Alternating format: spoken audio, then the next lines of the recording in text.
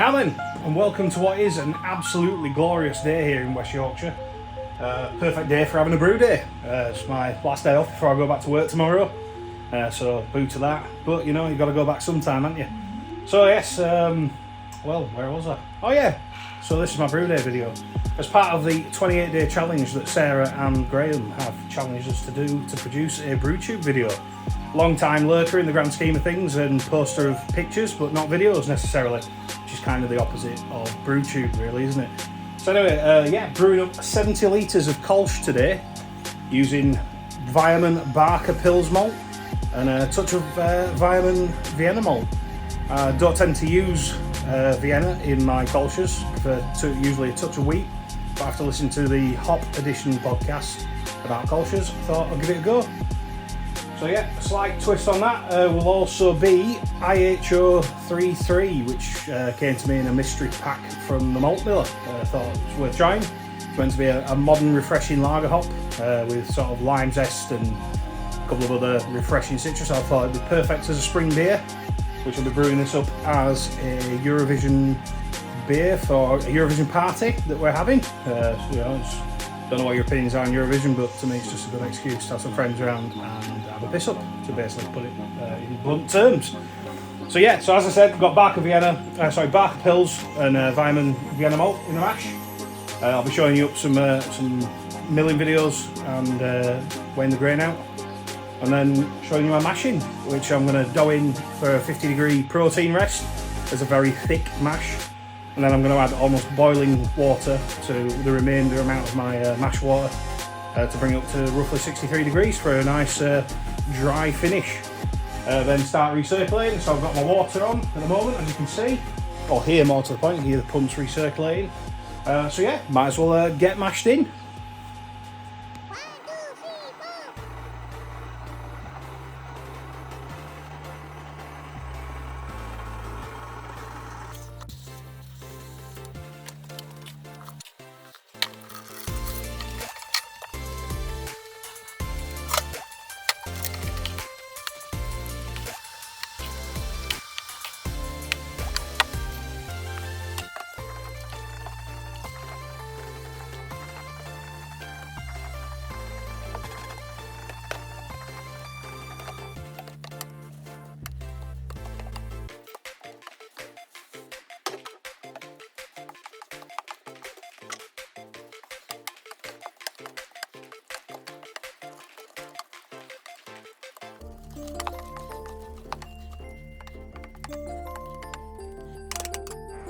So as you can see at this point, what I've done is quite a thick mash. I like to do this for the protein rest, and then I'll add an infusion of hotter water in order to bring the temperature up to roughly around saccharification rest, and then we'll start recirculating once it's settled.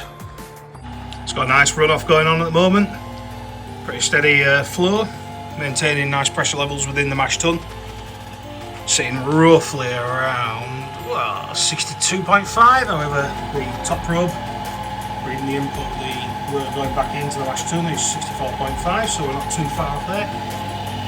Bit of a view of the manifold side of the build, so we've got the work coming in there.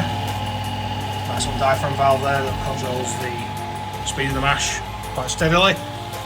Give the state of the pipe work on the externals, probably needs a good wipe to be fair.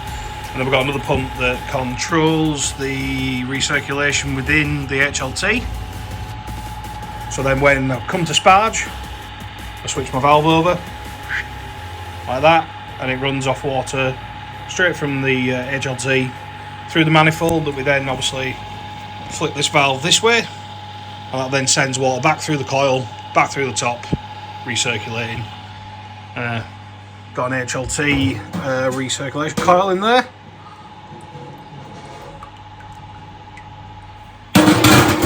And obviously back through the top of the mash tun. Looking good, smelling amazing. So yeah, so there we go. So yeah, a little bit about me and where I started home brewing. So 9 years ago, started brewing with a friend of mine, Chris, who was already brewing, lived up the road from me.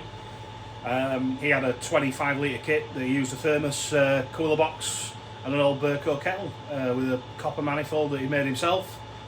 and it worked perfectly, and did some fantastic beers with it. And so I wanted to do that myself, but I didn't quite have the space.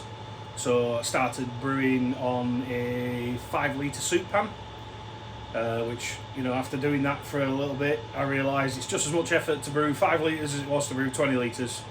And then you soon realise, well, it's just as much effort to brew 20 litres as it is 40 litres, and so on and so forth. And then eventually, after various little bits of lineups with my kit, setting them up in the kitchen all the time, causing lots of mess. I even once managed to tip my kettle over halfway through draining, which my wife was very unhappy with, as I had to buy her a new pair of slippers because I completely and utterly destroyed the pair that were on the floor at the time. Yeah, so we eventually moved house. We've got an outhouse out here that used to be converted into a garage, but it was originally a wash house. So eventually we always wanted to convert it into like a little brewery and tap room, sort of bar, you know, thing for when people come around as friends. But obviously the first thing that came was the brewery. So I bought my 80-litre mash tun. I had a brew builder 50-litre HLT. But obviously soon realised that wasn't enough capacity for the water to brew a bigger batch with the 30-gallon kettles that I had at the time. Anyway, come October 2019, decided to finally take the plunge with the savings that we'd saved up to do the building. So convert it back into a full-length building, back to what it was pre-1960. Drop the floor back down to what it was, and build a proper setup. Obviously, that's when January, February hit, and we started hearing the famous words of the pandemic. So that put all building on pause. So we never got the builders to come around, and it just sort of transpired that it never quite happened in the timescale that we wanted to. So I'd already disassembled my brewery at that point, so I purchased a Brew Tools B80, taking advantage of some fantastic 0% offers whilst the pandemic was on, like I'm sure a lot of people did. Absolutely fantastic piece of kit, but quite frankly I need to address that as using it at the moment just purely as a boil kettle on my 3-vessel system, because ultimately I missed brewing with the 3-vessel, because I felt, to be honest, it gives me a better control of the beer and the brewing process, and it's just a little bit more hands-on, which, you know, I kind of like. So yeah, ridiculously so, need to address that and probably sell that, but it's given me a lot of ideas. The control panel's fantastic to use, but it is completely and absolutely ridiculous luxury at the moment, so that needs to go. But yeah, so that led me to finally doing the work on the brewery building that we see around us. It's nowhere near finished, because as with everything, stuff takes money to do, and we haven't got it. So it's like everything, it works, we've got a nice dry space, so there we go. But yeah, ironically the first big batch of beer I did brew when I got my 20-litre kit, again using a thermos cool box, ironically was a Kölsch. I went away on holiday, didn't have any temperature control at the time. I think it was fermented at something like 23, 24. Wasn't terrible, but wasn't a grand scheme of things being a Kölsch either. But thankfully I've got temperature control now, built a lot of janky systems and used Inkbird controllers, which are fantastic to use off the shelf. But yeah, so slowly getting there bit by bit. Probably finish the entire building in about 2030, 2037 if we haven't all been obliterated into dust by that point. But you know, stay positive. Yeah, this is the outhouse. As you can see, absolutely banging day today. Glorious. And heading inside. Nice little seating area. That's full of crap at the moment, as you can see. Various bits that still need installing. Sink. Scanning all the way around. And there's the kit.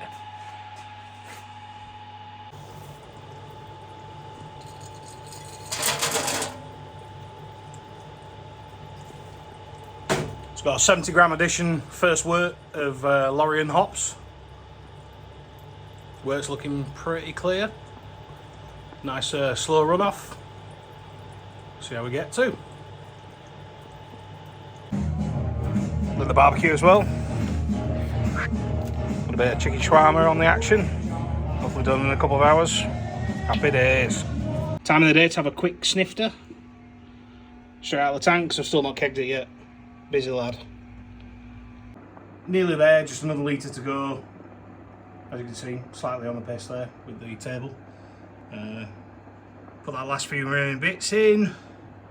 So yeah, happy days. Let's switch the pumps off now. Here we go. Which means it's time to enjoy a homebrew, because we can relax ever so slightly now that the kettle's full.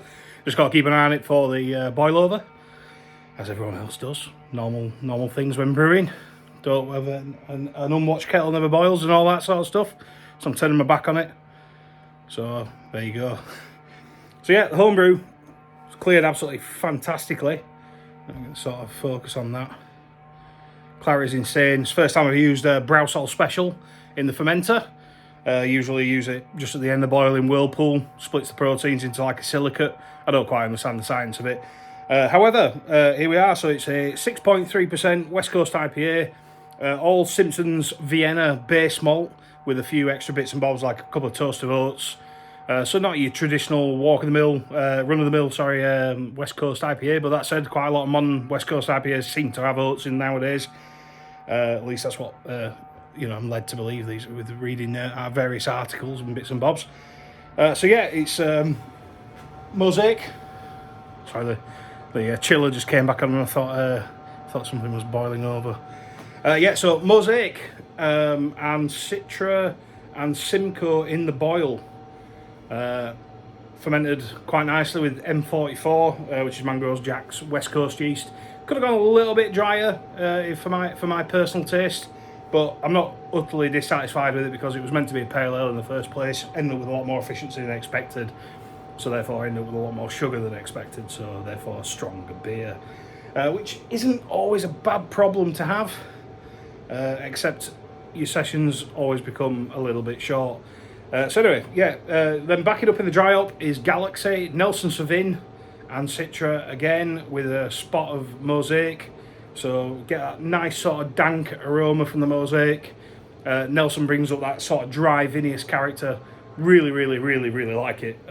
So far I've not kegged it, as you've seen, because I poured it out of the fermenter, because I've literally just been pouring it from the fermenter because it's nicely carbed and I've been lazy. So yeah, so there we go. I've had 5 days off. I've enjoyed it all. I'm back in tomorrow at 8 o'clock. So I can have a couple this afternoon. And there we go. So on with the boil.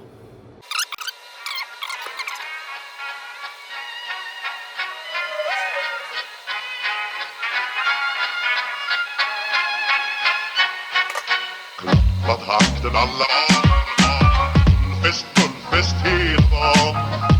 Mjöl från livets grottekvarn. Fullfest hela dagen.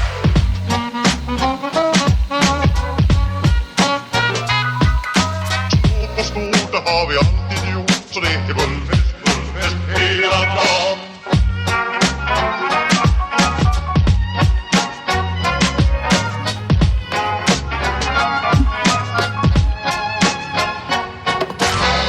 Vad hakten alla fullfest hela dagen.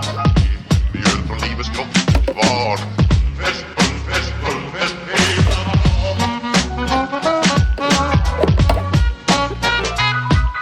Stort och stort, det har vi alltid gjort. Så det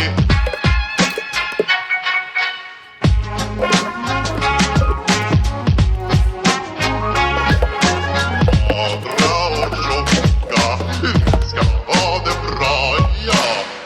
Vad hakten alla var. Fullfest hela dagen. Mjöl från livets grottekvarn. Fullfest hela dagen. So weighing out the last of the ingredients, to be fair. Just making sure, that the malt mill's not stiff in there, Look at that. Over 32 grams, and there was only meant to be 30 grams left. IHO33, beautiful. So yeah, and then we've got 3 well-fought tablets. We're going as well. So yeah, ready to go.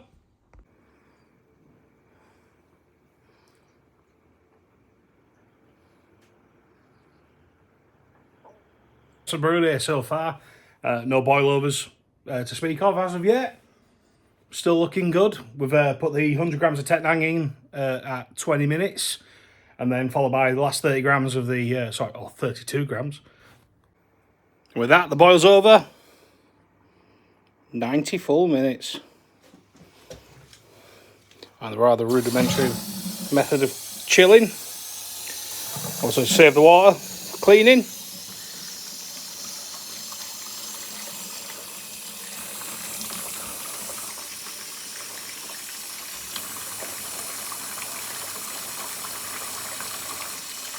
Let it chill down the pitching.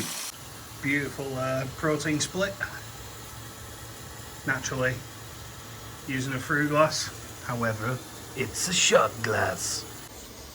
Starting to run off into the kettle.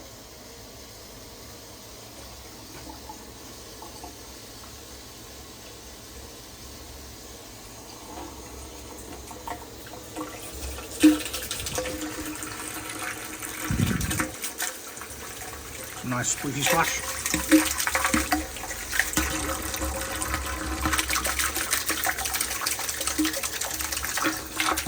Also make sure all the valves are shut. We'll make some rookie errors I've done in the past. Got the majority down to pitching temp. We'll take the glycol chiller, take it down to its final bit.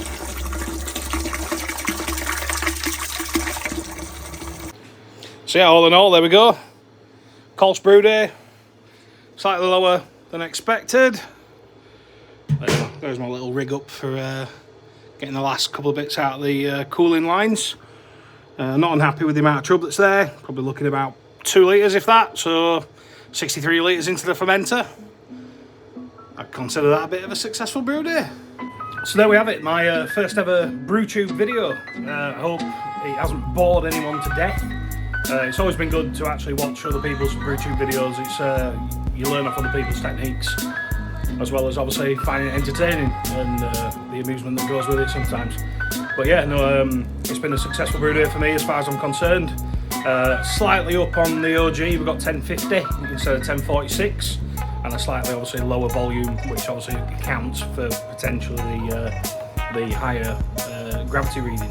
But either way, it's still going to make a 5% Kölsch, which isn't too much out of style.